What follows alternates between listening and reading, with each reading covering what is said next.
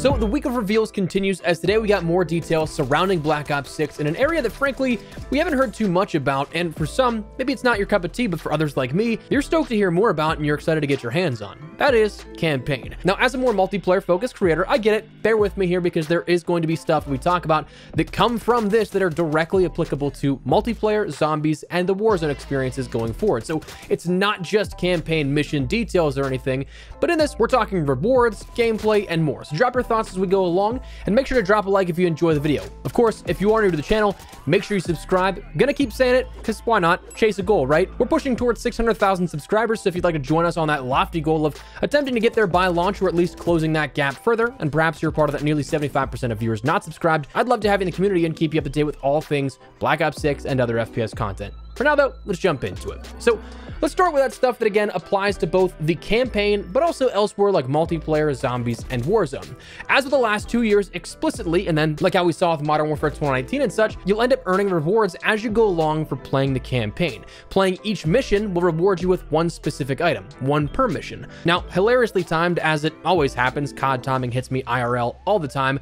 We talked about this a bit last night at a top level, talking how this was going to be returning here, but we didn't have any reference imagery to go along with it.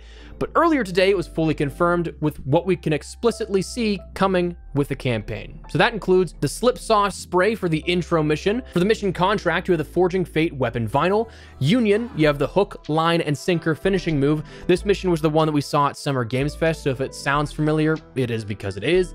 The Sandbox and Palace missions, probably something that's like a smaller introduction to the mission at large, kind of like how last year you had the mission similar to No Russian. That really wasn't a super playable mission. You had one very small part that was interactable. The rest was kind of just setting the context for the mission that was next. That combo of missions will give you the Onyx Echo blueprint for the LR762 sniper rifle. For the mission Redacted, you'll have the Allied Effort weapon vinyl. Heist, you'll end up getting the Heist operator skin for Marshall as the operator, not a full designated operator, but just an operator skin. Storm, you'll end up getting the tank charm. Sabotage, you'll get a good look at the Devil wallpaper, which is just Adler, and was actually some key art that we saw in one of the earlier reveal videos. I think it was either COD Next or it was the June Black Ops 6 Direct, where over the shoulder you could see a designer working on this image. And then likely the last two missions here at this, Interrogation and Defend, we have another combination thing here with this, where it says you get the Cradle weapon charm. You also end up getting additional rewards in the Safehouse. One, the Case Cracker blueprint for the knife. That comes along by completing an unspecified puzzle. The Safehouse upgrade stations will also allow you to end up getting the Truth Serum blueprint for the Ames 85, the Pocket Aces for the Jackal PDW, and the Bastion blueprints for the Marine SP.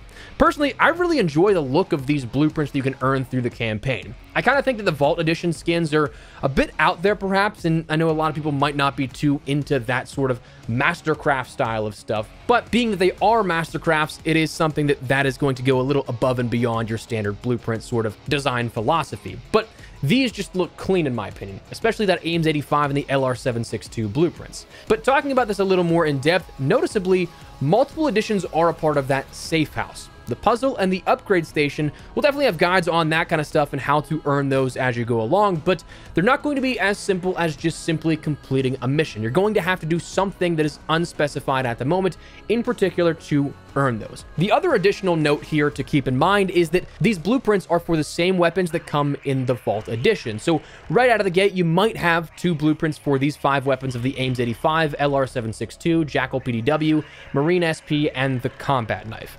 Now that's cool and all, but like, why are they reusing the same weapons as the Vault Edition? Why aren't we seeing new weapons being introduced here so that you have cosmetics across the board for even more weapons? I mean, shouldn't these two things be independent of each other? Two distinct reasons to interact with both of them? Well, one could absolutely make that argument for sure, but you have to bear in mind the upcoming prestige system that we have with Black Ops 6. The prestige system is returning for the first time since Black Ops 4.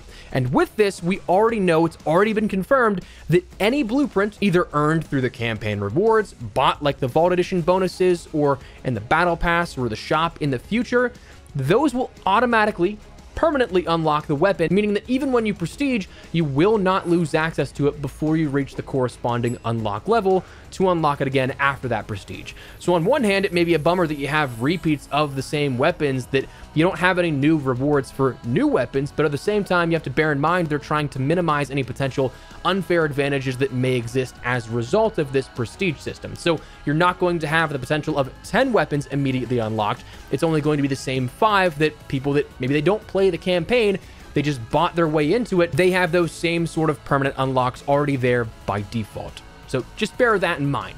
Next, we did learn a little bit more about the campaign calling card challenges here, where these are going to be special mission parameters, as they say, to unlock a variety of calling cards upon completion. So you're going to have your own sort of challenge sets here as you would in multiplayer and zombies, which is definitely cool. You get to do more to interact with it on a deeper level than just simply going from point A to point B and progressing that story.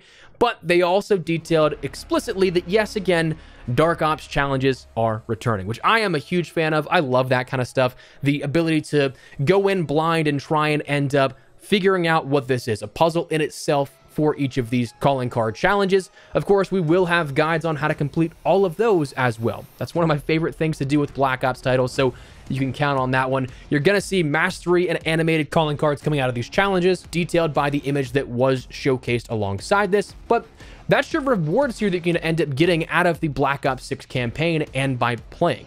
Now, that said, they did detail the gameplay a little further, so that's where we're going to go more in depth into some more single player stuff here at this. One cool thing that they detailed today with an accompanying intel drop is details regarding the Safehouse. So we saw this feature in Black Ops Cold War, where it was a sort of hub after every single mission that you could return to, get some more details and intel out of the characters in your crew by talking to them. You could take a look at the evidence board and get a little bit more information about the upcoming mission or where you were so far. You could get some side information that wasn't necessarily like quest lines per se, but stuff that builds out that universe.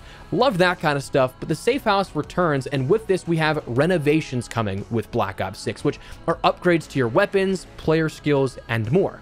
The one really cool part I thought that was detailed out of this was that this will actually upgrade visually as you progress through the campaign and as you progress through your renovations. Cool little details showcasing that you yourself as the player are improving while also building out the Safehouse around you.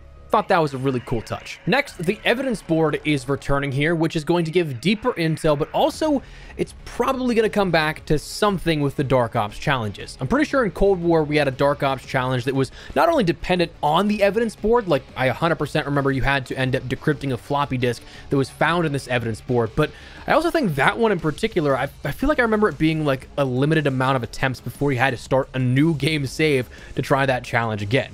So not only just going for uncovering new details, but also completing challenges, this is going to be potentially pretty important.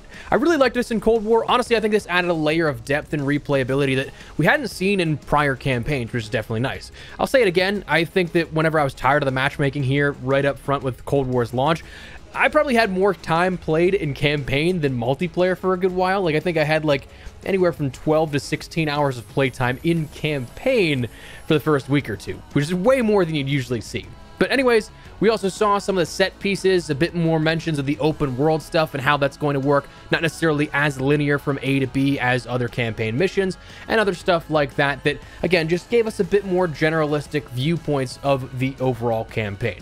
Very much so looking forward to it, but unfortunately, as we have to stress about again, got asked this a few times in the last couple of videos, there is not going to be any campaign early access this year.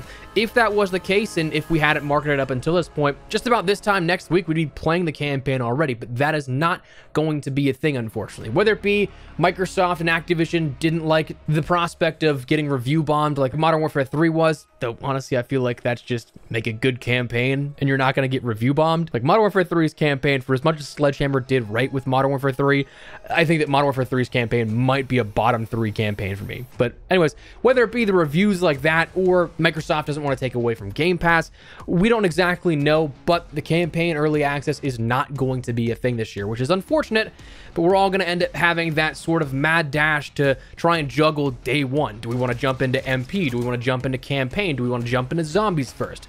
Unfortunately, that's going to be the case, but a lot on day one to do and a lot to probably elongate your entire playtime as a result. But that said, that is where we're going to wrap it up. Just wanted to fill you guys in on the new information that was revealed today, the new rewards and everything that come along with the campaign and more. So drop your thoughts. What do you think of the information today about campaign?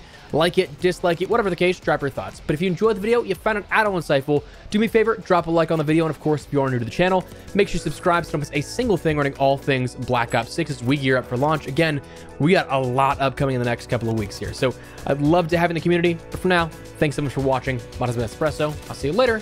Take care and peace.